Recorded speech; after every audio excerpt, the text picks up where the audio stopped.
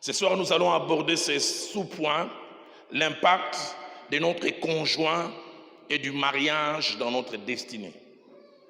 L'impact de notre conjoint et du mariage dans notre destinée. Au 30 octobre prochain, mon épouse et moi, on fera 30 ans de vie de couple. Alors que je préparais cet enseignement, je revoyais les amis qui ont grandi avec moi à la jeunesse de la borne, les amis avec lesquels nous avions des rêves de jeunes gens d'accomplir plein de choses. Et je voyais combien plusieurs sont restés, comme on peut dire, sur le chemin, n'ont pas accompli ce qu'ils devaient accomplir, ne sont jamais devenus ce qu'ils devaient devenir. Et 4 fois sur 5, parce qu'ils ont raté leur mariage. Ils se sont attachés aux mauvaises personnes. Quand je parle ainsi, je vois certains qui avaient en termes de potentiel pour accomplir des choses spirituelles plus que moi.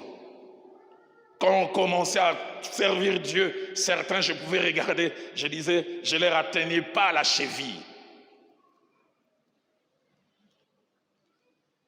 À cet auditoire, constituant en majorité de jeunes, j'aimerais nous dire déjà dès le départ, votre devenir, votre qualité de vie dépend de la personne que vous allez avoir comme associé pour le reste du temps. C'est pourquoi je prie que ces enseignements vous servent à quelque chose. Au chapitre 13, au verset 4, sous l'inspiration, Dieu parle à l'apôtre qui vient ajouter 2 autres notions importantes attachées au mariage. Premièrement, il dit que le mariage soit honoré de tous. Le mot honneur là, c'est le même mot que l'on tire en hébreu, kabod ou doxa, que ça soit pesant. D'autres versions disent que le mariage soit regardé avec respect, pas de légèreté. La version français courant dit que le mariage soit respecté par tous. La version Le Semeur dit que chacun respecte le mariage. La version Pyroclamère, une version de 1949, dit qu'on regarde le mariage avec un grand respect. Mais j'aime beaucoup la traduction Alfred Cohen, ou Parole vivante, il dit « Le mariage est une institution sacrée, que tous les respectent et l'honorent comme tel. » Mais non seulement cela, Dieu, quand il a institué le mariage, il place l'intimité et il aimerait que l'intimité soit une exclusivité. Une femme ne doit pas partager son corps avec le corps de son mari avec quelqu'un d'autre. Que c'est honteux d'être un mari et de baisser ses avis devant quelqu'un d'autre. Enfin, je ne vais pas parler des raisons médicales. Mais pour toute autre raison devant quelqu'un d'autre qui n'est pas ta femme. Et surtout si tu te dis chrétien. Et bien plus encore si tu te dis serviteur de Dieu. Ça me rappelle un serviteur de Dieu à Kinshasa, des prédicateurs comme ça, on en trouve qu'à Kin, qui disait il est sauvé de la tête jusqu'à la ceinture. Mais de la ceinture jusqu'en bas, il avait besoin de la grâce de Dieu. Aide-moi à poser la question à ton voisin, tu es sauvé de la tête aux pieds ou jusqu'à la ceinture? Calmement, les Kinois, nous sommes forts. Hein? Il dit, je suis sauvé de là jusqu'à la ceinture. Mais de là jusqu'en bas, Ngolo Nzambe. Que le mariage soit honoré de tous, mais il ajoute que le lit conjugal soit exempt de toute souillure. Cet homme qui est auprès du Seigneur, mon pasteur et le pasteur de plusieurs autres, fait Jacques-André Verneau, jusqu'au soir de sa vie, la dernière fois je l'ai entendu dire, ça fait 49 ans, je suis marié à la même femme et je n'ai jamais triché. Sans être un extraterrestre, je puis dire aussi, ça fait 29 ans et demi, je ne suis marié qu'à celle-ci et aucune autre femme n'a été touchée par moi. J'entends quelqu'un là au fond et dit, hey, c'est possible. Oui frère, c'est possible. Et quand je dis ça, je ne vais pas dire que quand je vois d'autres femmes, je vois des autos blindés qui passent. Est-ce qu'il m'arrive de ne pas être attiré? Je serai menteur. Mais j'aime beaucoup ce que mon pasteur a dit. Il a dit, sur le chemin de la vie, il y a plusieurs fleurs. J'en ai pris une, les autres, je regarde, mais je ne prends pas. Que le lit conjugal soit exempt de toute souillure. Alfred Cohen dit que les époux restent fidèles l'un à l'autre. Et ce soir, au-delà de ces 8 vérités que Dieu m'a mis à cœur de placer dès le départ, mais pour aller dans le sens de montrer l'importance d'un conjoint, d'une conjointe et du mariage dans la destinée, j'ai voulu partager avec vous ces 8 vérités, ces 8 principes. Le tout premier principe, c'est que comme tout ce que Dieu a fait ou a permis l'existence, il y a un but caché derrière. Proverbe chapitre 16, verset 4, parlant de notre Dieu, dit, il a tout fait pour un but. Le mot but dans la Bible veut parler de la finalité. Le pourquoi ou la raison d'être d'une chose. Ce pourquoi une chose existe. L'intention première et même dernière qu'on avait en permettant qu'une chose n'existe. Et le Dieu qui a voulu les mariages a un but derrière. Il a une idée, il a une finalité qu'il nous faut connaître. Deuxième vérité comme principe, le but, non seulement qu'il faut les connaître, mais le mieux de les connaître avant d'entrer dans les mariages. Il ne faut pas déjà être dedans et puis commencer à se poser la question, pourquoi je suis dedans? Il faut les connaître avant. Et parmi le buts du mariage, s'il y en a plusieurs, il y en a 4 que je vais mentionner à ce niveau et puis je reviendrai en creusant un peu plus. Premier but du mariage, c'est la complémentarité. Quelqu'un qui vient suppléer. Quelqu'un qui vient vous ajouter des choses que vous n'avez pas. Je ne dirai jamais assez merci au Seigneur pour la jeune fille qu'il a placée à mes côtés, bien que le pasteur Timothée a dit que ses cheveux commencent à blanchir. Quand j'ai écouté ça, j'ai dit, Seigneur, je mets Timothée sous discipline ou quoi?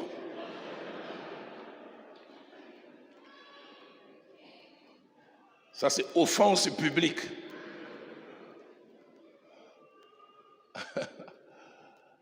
Mais deuxième but du mariage, c'est notre perfectionnement. Dieu place l'autre à notre côté pour que nous devenions meilleurs. Meilleurs. Meilleurs. Meilleurs. Et mon épouse qui s'appelle Viviane, j'ai écrit un livre sur l'impact des rencontres dans la destinée. Moi, je l'appelle Viviakine. Parce que j'estime qu'elle a été un médicament utilisé par Dieu pour guérir plusieurs choses en moi. Si toi aussi tu vas aller là-bas, bon, tu peux aller dans les totikines.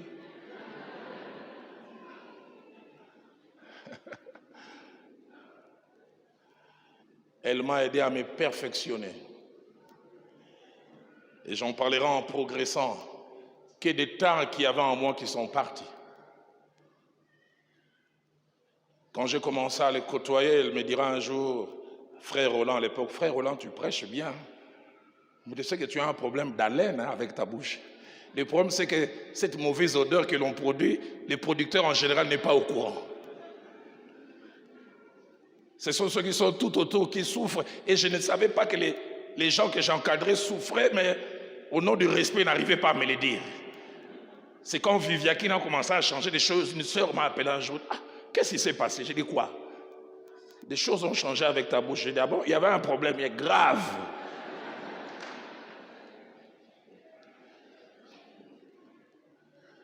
Je l'ai dit ici au début de la semaine, j'ai grandi dans une famille pauvre. Je n'ai pas eu besoin de dictionnaire pour connaître la signification de la pauvreté. La première fois que je mangeais avec le couvert, c'est à l'âge de 14 ans. Je commençais à aller chez Viviane un jour, elle me dit, Roland, tu sais que tu ne sais pas manger à table. Et quand tu manges, tu fais du bruit avec la bouche.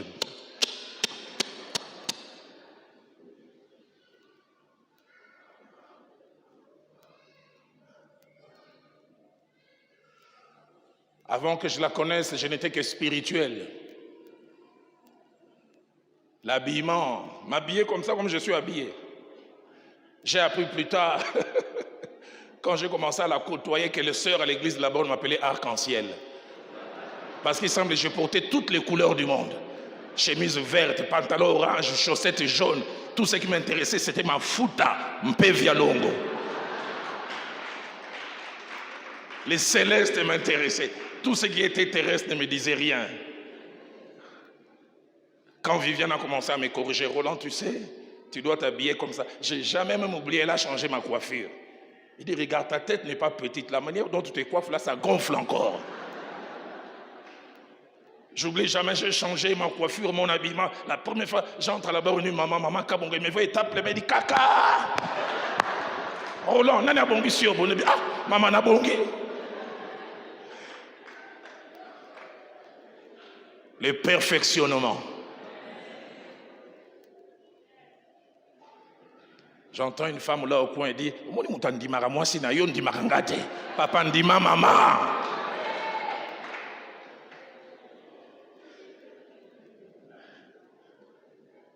Mais j'aime aussi dire, Viviane m'a aussi un peu civilisé.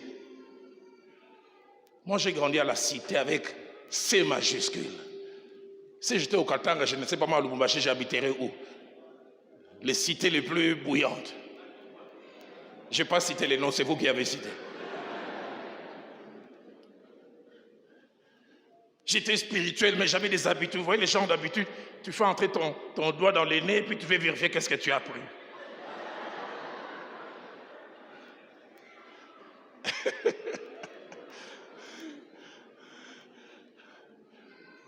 Que Dieu te bénisse, maman. Le perfectionnement.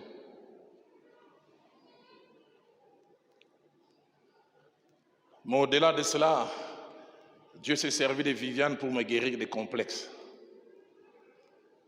En grandissant, j'avais un double complexe. Le premier complexe était physique. C'est un jure, je l'ai entendu 1 million de fois. Quand j'ai grandi, on m'injuriait, Misuma vendre. À Kinshasa, ça veut dire dans les yeux exorbités qu'il va tomber. J'avais même une maman du quartier, elle m'injuriait, plus quand elle me regardait, elle me disait, allez. Hein.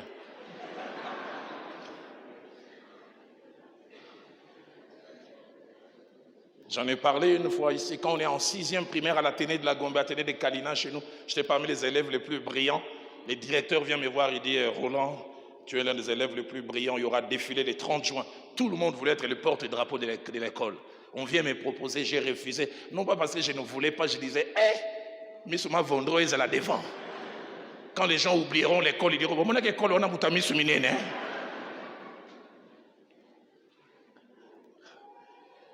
Les premiers vrais compliments, j'ai commencé à les recevoir quand je me suis fiancé. La première fois, elle m'a dit, Roland, tu es beau. Je pensais qu'il y avait quelqu'un d'autre à côté. Et ça m'a guéri des complexes. Deuxième complexe, c'est un complexe social. Je viens d'un milieu très, très pauvre. Du coup, c'est cette pauvreté un peu qui m'a bloqué. Quand j'ai commencé à l'aimer, oui, moi, je n'arrivais pas à lui dire que je l'aimais. Elle a grandi dans un quartier chic, quartier chanique, à Kinshasa. Tous les noms des avenues sont en français. Orangerie, bananier, citronnier. Moi, d'où je viens, c'est Kingotolotolo, Masangambila, Mfumbwa. Je faisais rire Viviane, j'ai dit, elle a habité les gens des quartiers. Quand tu arrives, même les chiens sont francophones. Tu dis au chien Longwa, c'est comme si je vais te dire, monsieur, tu peux parler en français, s'il te plaît?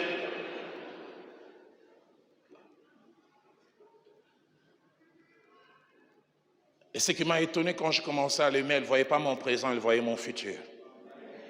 Elle disait, Roland, tu iras très loin. Tu as un bel avenir. C'est pour ça que j'aime dire, malgré ma spiritualité, c'est aussi Viviane. Togo Bunda. Mais il y a mon limo.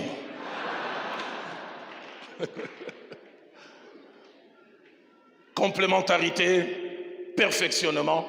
Mais quatrième but du mariage, c'est le partage. Partager la joie, partager les peines, partager les soucis. Mais Dieu a placé aussi une chose, partager l'intimité par la sexualité. Quatrième but du mariage, c'est la perpétuation de la race humaine en ayant des enfants. Cela m'amène à la troisième vérité. Une mauvaise conception du mariage au départ peut tout fausser. Une mauvaise conception du mariage dès le départ peut tout fausser. C'est pourquoi aux jeunes gens qui veulent se marier, je dis ces 4 choses. La première, la femme n'est pas une marchandise que tu as achetée ou que tu vas acheter malgré la dot que tu as versée. J'ai entendu des hommes venir au bureau, pasteur, elle se refuse à moi. Moi, si n'appelle ça mbongo, elle n'appelle ça nyoso. Ce n'est pas une marchandise. Savez-vous que sous d'autres cieux, la dot n'existe pas? Si c'est un argument pour chez nous, et là où la dot n'existe pas, dans la culture même asiatique, c'est l'inverse. C'est la famille de la femme qui donne la dot à l'homme. Elle n'est pas une marchandise. La dot n'est pas forcément biblique, c'est culturel. Deuxième chose que je voudrais dire aux jeunes gens, la femme n'est pas un être que Dieu place à tes côtés pour te rendre des services domestiques.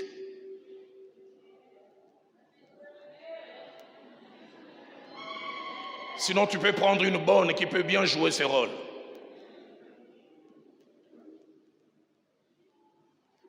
Troisième chose que je voudrais dire aux jeunes gens,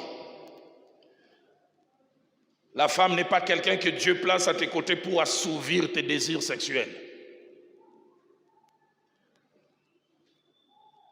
Dans la sexualité, dans la pensée de Dieu, il y a partage.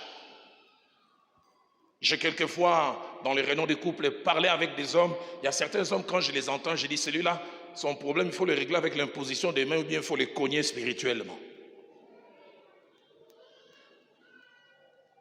Il a une femme qui fait une carie impossible, mot des dents. Mais on doit aller ensemble. Moi, j'ai envie. Chérie, j'ai mal aux dents. Non. Il faut. Et une femme me dit, pasteur, ce qui m'énerve, c'est que quand il a fini de s'assouvir, d'assouvir son désir, c'est le repos du guerrier. 5 minutes après, tu entends... La femme dit, pasteur, on n'a rien partagé. Il est venu se servir. Je ne suis qu'une chose. Quatrième et dernière chose que je dis aux jeunes gens, la femme à nos côtés, comme je l'ai dit tout à l'heure, est là pour nous compléter, pour nous rendre meilleurs, pour partager avec nous des choses, et comme je le dirai tout à l'heure, pour nous aider à nous réaliser. J'aime dans Malachie chapitre 2 au verset 14. Dieu passe par la bouche du prophète pour appeler la femme de 2 noms profonds. Dieu dit, il est ta compagne, ta compagne. Et le terme compagne veut dire celle qui fait chemin avec toi. Elle est ta compagne, celle qui fait chemin avec toi, celle qui t'accompagne, celle qui marche à tes côtés. Et deuxièmement, il est dit, elle est la femme de ton alliance. Il y a un lien sacré qui vous unit. Aux jeunes filles aussi, je voudrais dire 4 choses pour corriger les fausses idées. L'homme que tu cherches n'est pas une banque ou un pourvoyeur matériel.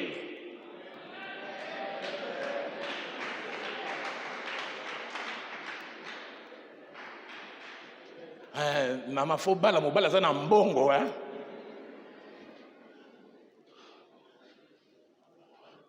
Viviane n'a jamais épousé quelqu'un qui avait de l'argent. C'est quand elle m'a aimé, certaines personnes lui ont dit, tu es tombé trop bas. Tu mérites mieux. L'argent ne fait pas forcément le bonheur. Deuxième chose que je voudrais dire aux jeunes filles, ton mari n'est pas seulement quelqu'un aussi appelé à satisfaire tes désirs sexuels. La sexualité a sa place dans les couples, mais ce n'est pas la seule chose. J'aime souvent parler aux couples. Si le seul domaine où vous vous entendez, c'est le sexe ou les lits, vous êtes un couple pauvre. Si ça ne va pas au-delà. Troisième chose que je veux dire aux jeunes filles, Ton mari n'est pas seulement quelqu'un qui t'aide à avoir des enfants, un géniteur, qui vient apporter la sémence mâle. Ça va au-delà. Et quatrièmement, comme je l'ai dit pour les jeunes gens, il est à tes côtés pour te compléter, t'aider, t'améliorer. Et dans l'amélioration, il y a même la correction. Partager des choses et t'aider à te réaliser pour t'accomplir. Quatrième vérité et principe, c'est que l'ignorance du but du mariage, comme de toute autre chose, peut amener à plusieurs conséquences. Première conséquence qui arrive quand il y a l'ignorance, c'est l'abus. L'abus. Celui qui ne sait pas le pourquoi d'une chose risque de l'utiliser au-delà ou mal. Deuxième chose, quand on ne sait pas le pourquoi d'une chose, c'est la déviation. Faire autre chose avec une chose que c'est pourquoi cette chose était prévue. Troisième chose qui arrive lorsqu'on ne sait pas le pourquoi d'une chose dans le mariage, c'est le gaspillage. Mauvaise utilisation.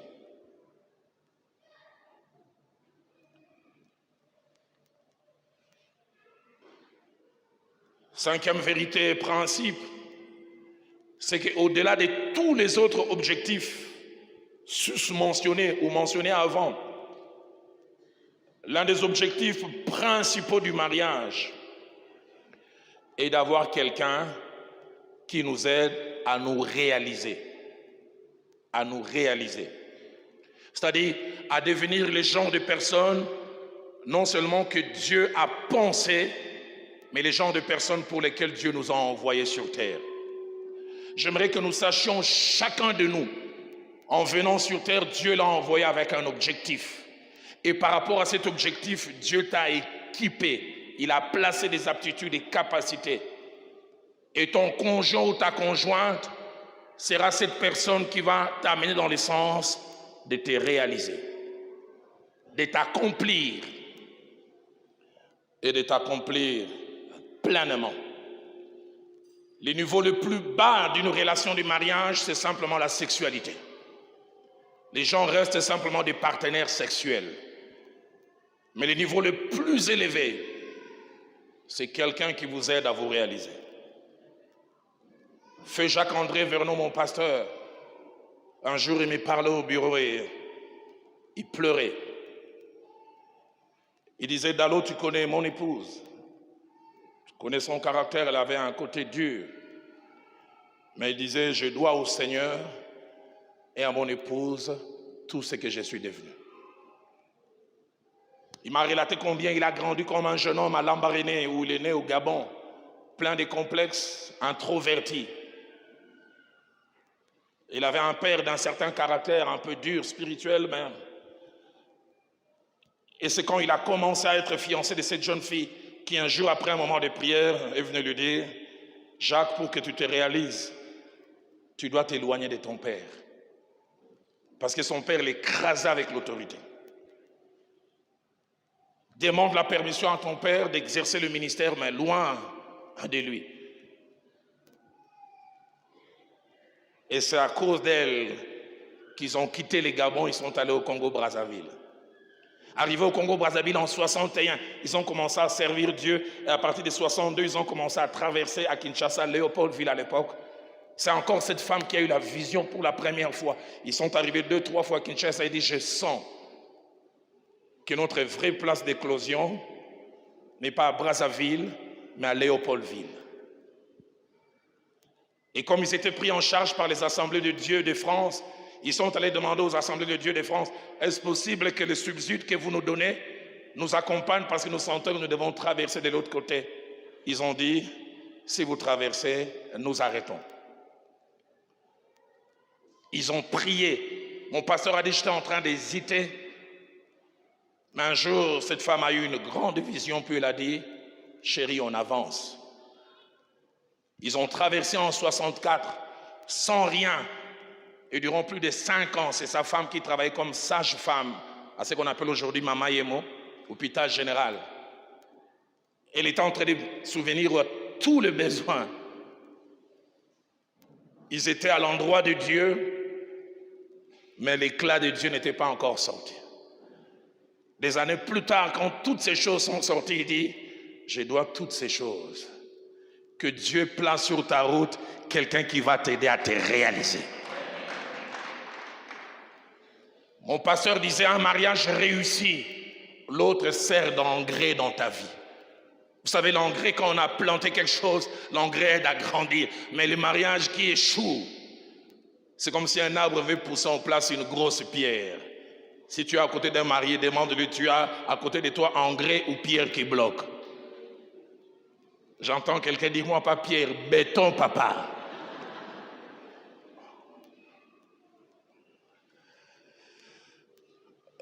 L'autre vous aide à vous réaliser. C'est pourquoi je voudrais dire ces quelques vérités importantes.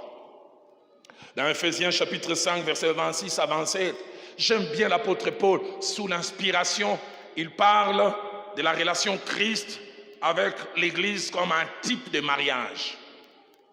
Et dans ce type de mariage, Christ est le mari et l'Église est la femme.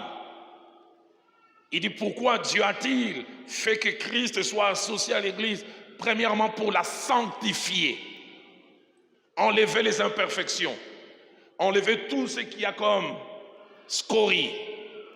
Et deuxièmement, il dit pour la présenter glorieuse. Quand vous tombez sur la bonne personne, elle vous sanctifie. Elle vous rend glorieuse. Elle vous donne un éclat. C'est pourquoi j'ai pris, vous qui n'êtes pas encore mariés, associez Dieu dans les choix. Afin que vous puissiez tomber sur la bonne personne qui vous sanctifie et qui vous rend glorieux. 5 vérités que je voudrais dire à ce niveau en ouvrant une parenthèse. La première vérité, c'est que tout le monde ne va pas vous aider à vous réaliser. Pas tout frère à l'église, du fait qu'il soit frère. Pas toute sœur. Tout le monde ne peut pas vous aider à vous réaliser. Deuxième des choses, seul Dieu peut vous aider et vous orienter vers la personne qui peut vous aider à vous réaliser.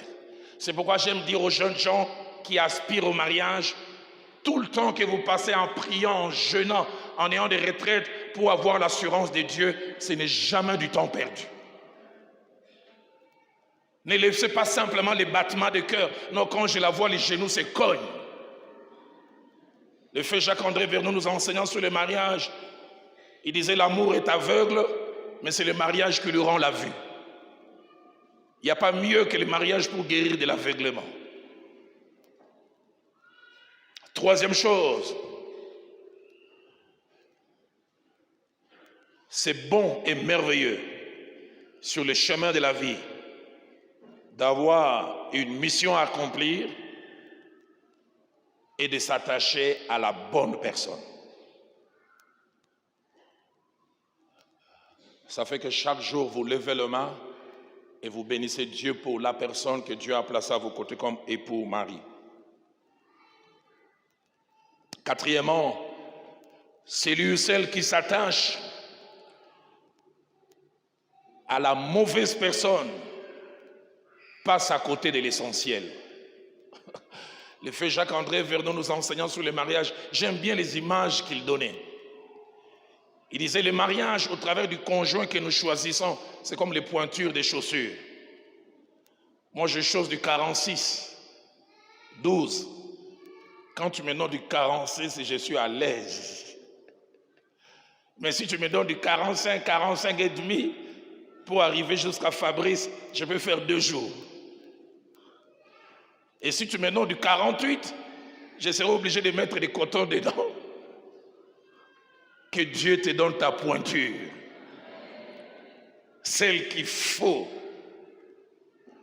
Pas celle au-delà et pas celle en deçà.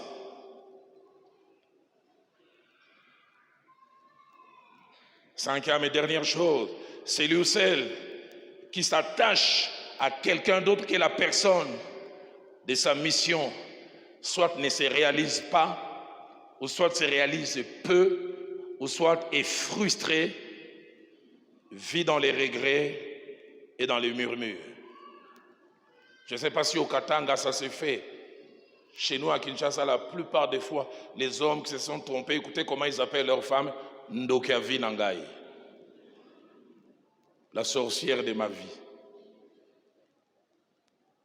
Si c'était à refaire, si seulement c'était à refaire. Je suis jeune pasteur assistant à la borne en 93, 93. Un homme rentre, on me disait qu'il était intellectuel et sérieux. Quand il m'a présenté la requête, j'ai dit, waouh, quand les gens sont dépassés, ils sont prêts à tout. Il me dit, jeune homme, j'apprends par des gens que Dieu exauce toujours tes prières. Et puis il dit en lingala, ceux qui ont colono à lingala, sambela moi c'est dans kufa, na lembiye. Prie pour que ma femme meure. Je suis fatigué. Pourquoi? Il s'est trompé de casting. Sixième vérité, sixième principe. La Bible parle de ce qui arrive lorsqu'on trouve et on s'attache à la personne qu'il faut, qui nous aide à nous réaliser. Et la Bible donne même des exemples. Proverbe 18, au verset 22 dit, celui qui trouve une femme trouve le bonheur. C'est une grâce qu'il obtient de l'Éternel. La vraie traduction dit, celui qui trouve la femme qu'il faut, ou la femme qui convient, trouve le bonheur. La version parole de vie dit ceci, celui qui trouve sa femme, pas une femme, sa femme. Je peux aussi paraphraser son homme. La version française courant dit, celui qui trouve sa compagne, celle qui doit ou celle qui devait nous accompagner.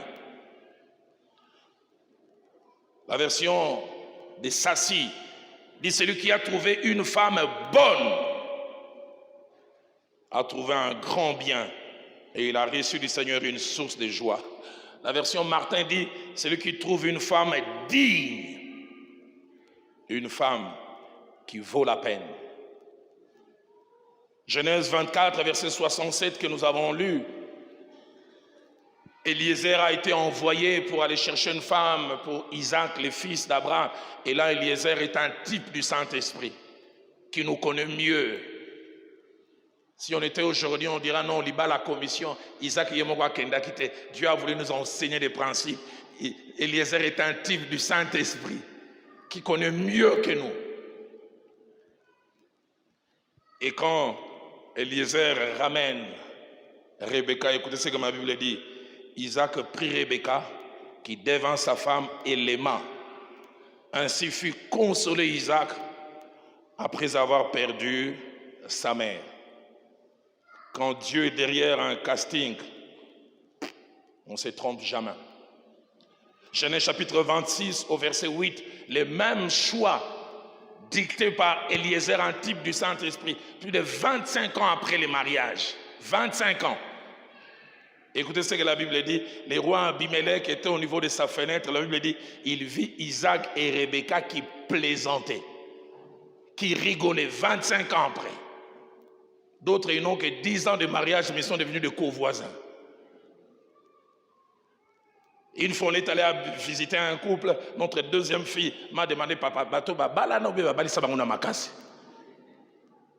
ils se sont mariés, ils s'aiment, parce qu'ils s'ennuient l'un au contact de l'autre. Mais c'est parce qu'Eliezer, un type du Saint-Esprit, était dans les castings. Même 25 ans après, il plaisante, il rigole. Je suis allé un jour visiter un ami homme de Dieu. Les gens qui les côtoient, ils disent son couple est fantastique. À l'époque, je pense qu'ils avaient 18 ou 19 ans de vie de couple. C'est les spécialistes de délivrance. À Kinshasa, quand ils prient, c'est... J'ai voulu rentrer, la sentinelle a voulu m'annoncer, j'ai dit ne m'annonce pas. Je vais lui faire la surprise. Et quand j'entre, je le trouve, il portait sa femme et il faisait cheval, kedji. La femme était derrière, sourire, 32 dents. Elle criait, pasteur, mon lit, moi, l'ingaraboye.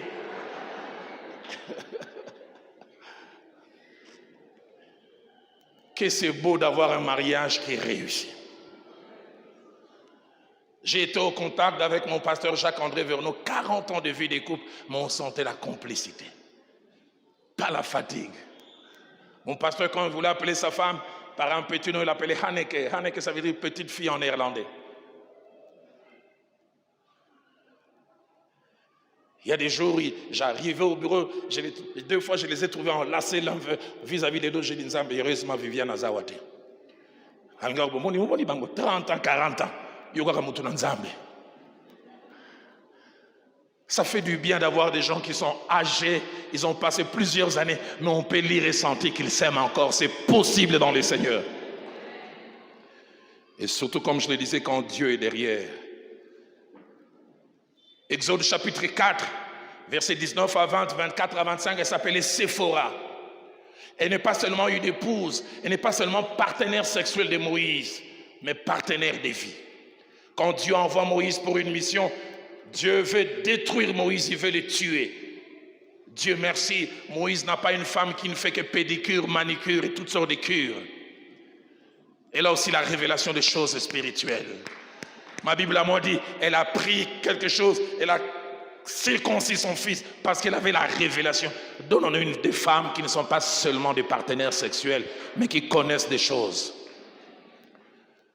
Et à cause de l'acte de cette femme, Moïse a pu continuer sa route. Et j'imagine les années qui ont suivi, en restant vivant, il pouvait dire, je suis vivant à cause de cette femme. Que dire de la femme des Proverbes 31? Le verset 23 parlant de cet homme, l'homme qui est marié à cette femme, écoutez ce qu'il dit.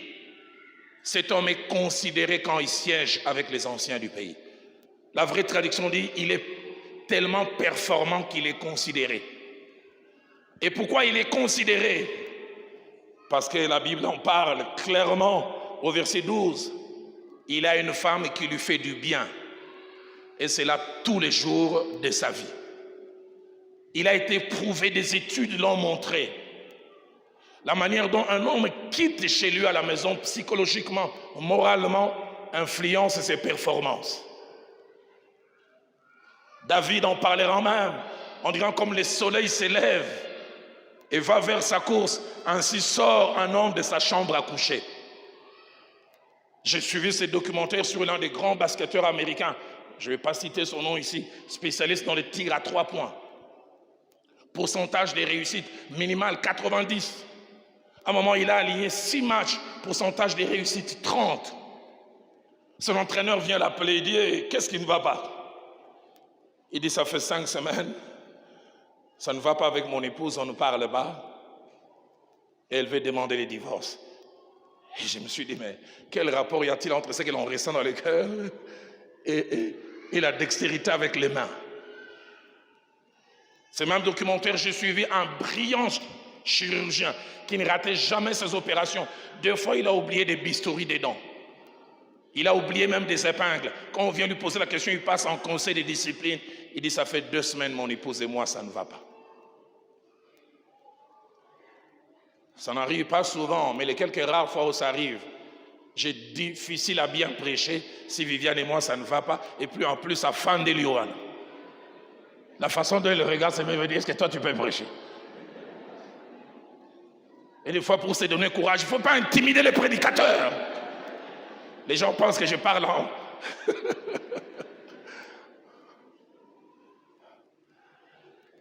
L'autre peut vous rendre performant. J'en ai parlé une fois ici. Un jour, je parlais avec mon frère Marcelo. Je lui ai dit, je te connais tout jeune. J'ai vu comment le mariage t'a changé. Mais j'ai vu aussi un moment ton ministère a pris un virage. Je me dis, grand frère, c'est comme ça qu'il m'appelle, ou papa. Il dit, dès l'instant où j'ai commencé, chaque fois avant d'aller prêcher, de prier avec ma femme, j'ai vu toute la différence. La Bible dit, voici qu'il est doux, qu'il est agréable pour des frères de demeurer ensemble, car c'est là que Dieu répand la bénédiction et la vie pour l'éternité. Combien c'est merveilleux d'avoir quelqu'un qui vous enrichit, quelqu'un qui vous apporte un plus. Mais non seulement que cet homme est performant, mais Proverbe 31, le verset 13, la partie B, parlant de cette femme aussi qui est en complicité avec son mari, la Bible dit, elle travaille d'une main joyeuse. Quand elle travaille, on entend chanter. Akumame, akumame. Parce que ça va bien avec son homme.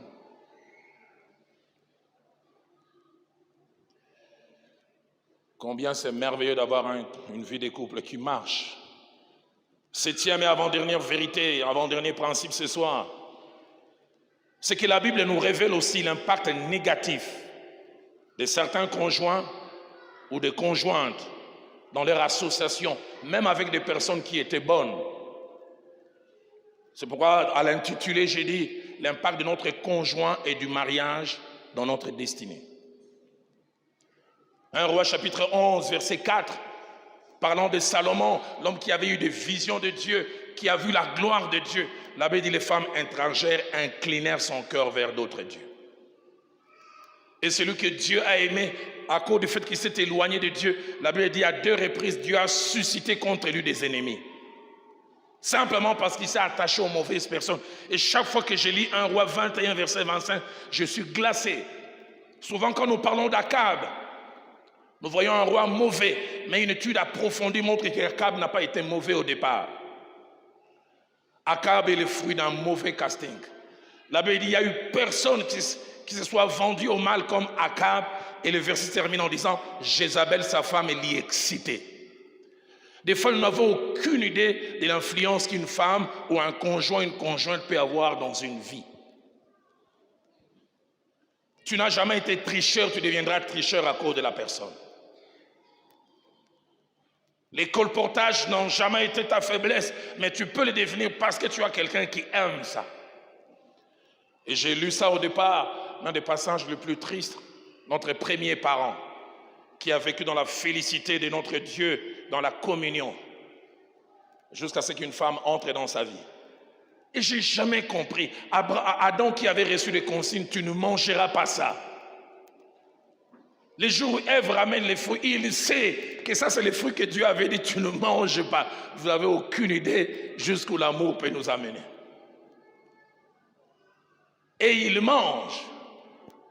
La preuve, quand Dieu vient lui poser la question, comment tu as reconnu que tu es nu? Il dit, la femme que tu as mise à mes côtés. Et quand Dieu veut les punir, écoutez ce que Dieu dit, parce que tu as écouté, tu t'es laissé influencer.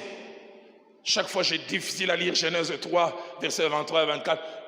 Étonnant, la Bible ne dit pas que Dieu chassa Adam et Ève. La Bible dit Dieu chassa Adam. Va-t'en.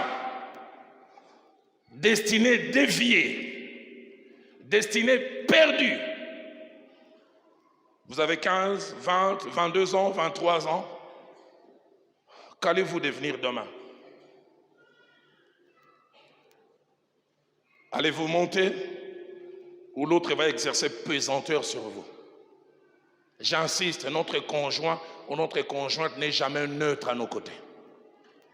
Soit il ou elle nous rend meilleurs, soit il ou elle nous rend pire. Huitième et dernier principe, et je termine. Un mariage réussi, avec un impact positif sur notre destin, n'est jamais un hasard, ni un accident. Cela répond à des conditions et à des critères. 3 principalement. Première condition et critère, c'est être soi-même enfant de Dieu. Pas un venant à l'église, pas un adhérent, pas quelqu'un qui est simplement passé par des sacrements, avoir donné réellement et soumis sa vie à Jésus-Christ. Première condition.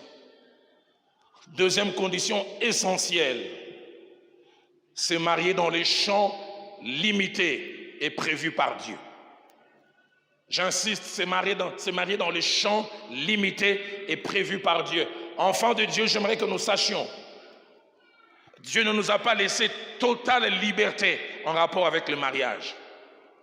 Il a circonscrit les champs du choix. Si vous voulez sortir de ces champs par liberté, je ne vais pas vous bloquer, mais vous en reparlerez un jour. Dans Deutéronome chapitre 7, versets 3 à 4, Le Seigneur parlant aux enfants d'Israël alors qu'ils veulent quitter l'Égypte, il leur montre les champs que lui il a prévus. Il dit, tu ne contracteras point de mariage avec ce peuple. Il voulait parler des idolâtres. Tu ne donneras point tes filles à leurs fils et tu ne prendras point leurs filles pour tes fils. Pourquoi lui-même le dit au verset 4? Car il détournerait tes fils qui serviraient d'autres dieux.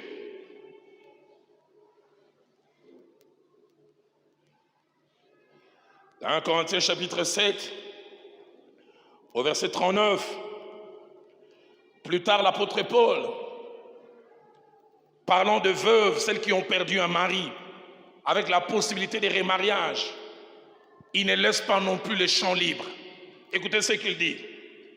La veuve, elle est libre de se remarier à qui elle veut.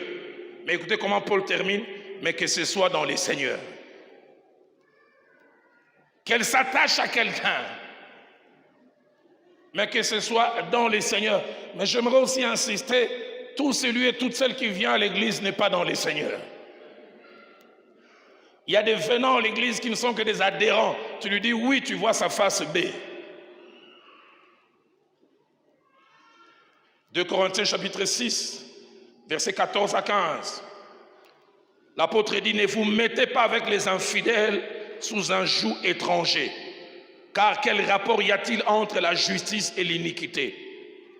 Qu'y a-t-il de commun entre la lumière et les ténèbres? Qu'est-ce qu'il peut y avoir entre les fidèles et l'infidèle? Français courant dit entre les croyants et les non-croyants, qu'est-ce qu'il peut y avoir en commun?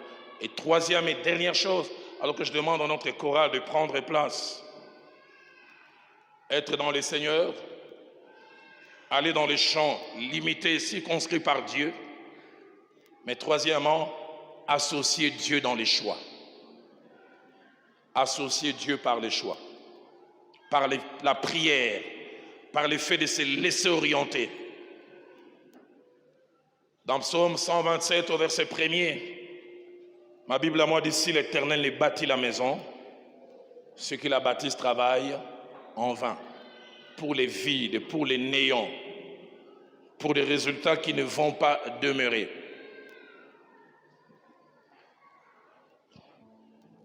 Cet homme a influencé l'évangile à l'époque de Jimmy Swaggart. Il s'appelait Jerry Falwell. Il avait un ministère qui s'appelait PTL, Praise the Lord. À l'époque, il fallait passer sur des stations, des radios, des télévisions.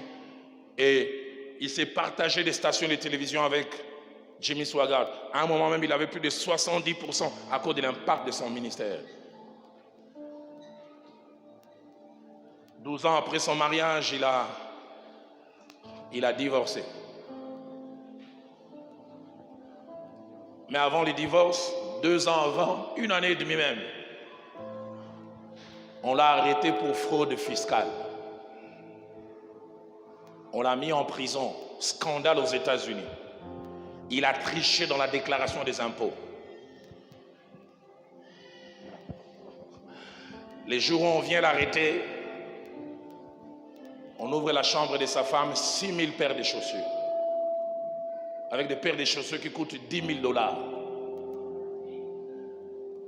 Je me demandais, est-ce qu'on a besoin de 6 000 paires de chaussures? Et 1 année et demie, il est en prison. Sa femme qui était libre a demandé le divorce qu'elle a obtenu. Et elle s'est remariée. Et cet homme a écrit un livre dont le titre est « I was wrong », je me suis trompé. Dans ce livre, il dira « Mon ministère n'est pas mort les jours où on est venu m'arrêter. Mon ministère n'est pas mort les jours où on m'a mis en prison. Il dit « Mon ministère est mort les jours où je suis allé prêcher dans cette église et j'ai vu cette belle jeune fille dans la chorale et j'ai décidé d'en faire mon épouse parce que physiquement, elle m'avait attiré. » Il dit, c'est ce jour-là que tout est mort. Cet homme aujourd'hui est nulle part. Dernièrement, je suivais des émissions. Il commence à faire des émissions sur la nutrition. Parce qu'après plus de 15 ans, on l'a libéré. Mais il n'a plus l'impact qu'il avait. J'ai lu ces livres à Ozrong et j'avais deux sentiments. Le premier sentiment, j'ai rendu grâce à Dieu pour la femme que Dieu m'a donnée. Vous savez, des fois, nous et vous qui avons la chance de bien se marier, on n'a aucune idée du privilège qui est le nôtre. Ma petite expérience m'a montré les gens qui se marient mal, ils ont même des maux physiques. Maux d'estomac, hypertension. Ils vivent des calmants. Ah, je vais déranger les célibataires. On a 29 ans. Mais j'aime toujours dormir avec mon épouse dans mes bras. Qu'est-ce que ça fait du bien? Des fois, je dis ça augmente l'onction.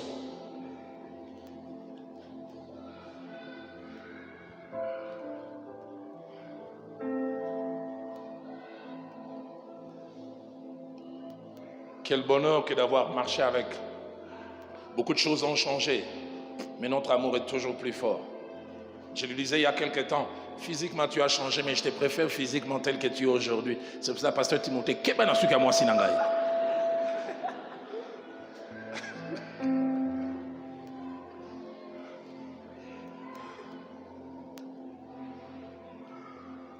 Il y a 1 année et demie, notre fille aînée s'est mariée.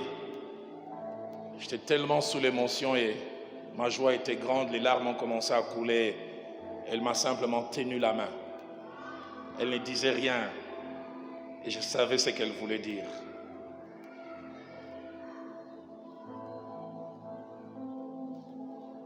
Quand je vois le petit garçon que j'étais, plein de complexes, qui a grandi dans des coins les plus reculés, pauvres, et jusqu'où je suis arrivé aujourd'hui, si seulement je suis quelque part.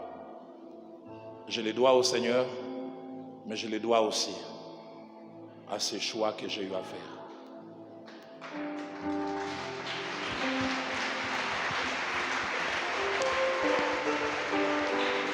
Il y a quelqu'un que j'ai voulu aimer avant elle. Mon cœur a voulu même s'attacher. Mais puis finalement, Dieu a fait que ça ne marche pas. Je l'ai retrouvée quelques années après, j'ai vu ce qu'elle est devenue. J'ai vu les valeurs qu'elle n'a pas. J'ai dit, Seigneur, merci qu'elle m'ait dit non. Ce soir, en terminant, j'ai voulu lancer un double appel à ces grands auditoires composés principalement de jeunes qui sont en train de choisir ou qui vont choisir. Et je viendrai inviter ces deux groupes de jeunes gens en vous disant d'abord que votre choix déterminera votre destinée. Vous deviendrez ces grands politiques, ces grands médecins, ces grands prédicateurs, ces grands hommes d'affaires, cet homme influent au niveau du pays et même plus loin, selon la personne qui sera à vos côtés. Y a-t-il quelqu'un, un jeune homme qui n'a pas encore choisi, qui veut dire « Je me rends compte combien c'est sérieux, je ne voudrais pas me tromper, levez-vous là où vous êtes. » Vous n'avez pas encore choisi, vous allez peut-être le faire demain, ou dans les jours, dans les années qui viennent, et vous réalisez combien c'est pertinent ces choix. Si vous vous trompez, tout peut passer à côté. Mais deuxième appel que je lance, vous êtes en train de choisir, vous avez peut-être déjà fait les choix. Mais ce soir, vous voulez quand même remettre ces choix devant Dieu en disant, Seigneur, si c'est le bon, confirme. Si ce n'est pas le bon, infirme, enfin que je n'avance pas. J'aime quand les psalmistes disent, Seigneur, regarde si je suis sur un bon chemin et qui mène vers l'éternité. Si je ne suis pas sur le bon chemin, arrête-moi. Nos yeux fermés, vous qui vous êtes levés, levez simplement vos mains.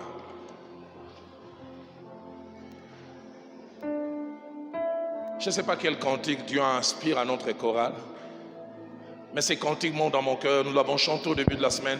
Emmanuel est là, il est là, il est là, il est là. Il a promis de ne jamais nous laisser seuls et de nous accompagner. Parmi ceux qui se sont levés, je le sens dans mon cœur, il y a certains qui sentent les désirs forts, même venir se mettre à genoux ici. N'hésitez pas. N'hésitez pas. N'hésitez pas.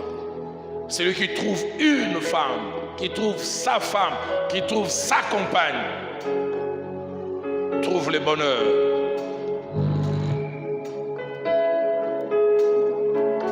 Avec la permission du pasteur Timothée, j'inviterai le docteur David à venir. Il priera pour ceux qui se sont levés et même ceux qui se sont avancés. Et puis il priera en général par rapport à ces messages. Alors que nous chantons d'abord ces cantiques. Emmanuel. Alors que nous chantons, je sens dans mon cœur, il y a des gens qui vivent dans les regrets. Ils sont mariés depuis 3 ans, 5 ans, 10 ans, mais se rendent compte qu'ils se sont trompés de personnes. J'entends même quelqu'un au fond qui dit, si j'avais entendu ce message il y a 10 ans, j'aurais évité ce choix. Si je l'avais entendu un peu plus tôt.